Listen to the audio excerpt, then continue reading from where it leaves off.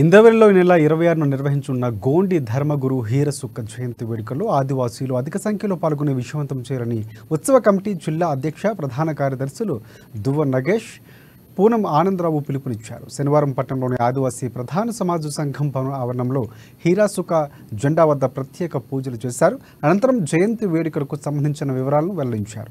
హీరాసుక జయంతి వేడుకలకు జిల్లా ఇన్ఛార్జ్ మంత్రి సీతక్క, జడ్పీ చైర్మన్, ఎమ్మెల్యేలు హాజరు కానున్నారని పేర్కొన్నారు. ఇక జిల్లాలోని ప్రతి ఆదివాసీ గ్రామం నుంచి ఆదివాసీ కులస్తులు, ఆయా సంఘాల అధ్యక్ష ప్రధాన కార్యదర్శులు తరలి రావాలని పిలుపునిచ్చారు.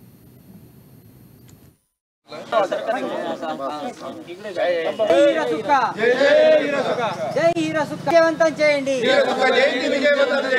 విజయవంతం చేయండి. జై హీరసుక్క, జై హీరసుక్క. ఐక్యత, ఆదివాసీ ప్రధాన సమాజ్, ఆదివాసీ ప్రధాన సమాజ్. ఈ రోజు ఆదిలాబాద్ జిల్లా కేంద్రంలోని జీసీసీ ఆఫీస్ ముంగట మా యొక్క ఆరాధ్య దేవుడైనటువంటి హీరసుక్క పూజ చేయడం జరిగింది. ఎందుకంటే ఈరోజు మాకు ఒక మంచి సందేశాన్ని ఇచ్చినటువంటి గురువర్యులు. అంతేకాకుండా గోండి ధర్మం అనేది చాలా శ్రేష్టమైనది.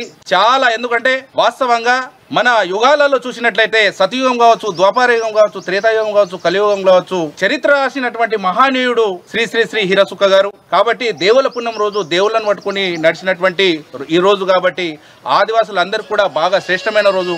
కాబట్టి ఈరోజు హీరసుక్క జయంతి దేవుల పుణ్యం రోజు వచ్చింది కాబట్టి మేము పూజ చేయడం జరిగింది. సోమవారం రోజు 26వ తారీఖు నాడు ఇంద్రవెల్లిలో చలో ఇంద్రవెల్లిని పిలుపునిస్తూ ఇంద్రవెల్లిలో హీరసుక్క జయంతిని పెద్ద ఎత్తున, ఎందుకంటే మా సంస్కృతి సాంప్రదాయబద్ధంగా ఖచ్చితంగా కవులు, కళాకారులు, కర్షకులు పెద్ద ఎత్తున చలో ఇంద్రవెల్లిని పిలుపునిస్తూ ఈ హీరసుక్క జయంతిని విజయవంతం చేయడానికి అందరూ కూడా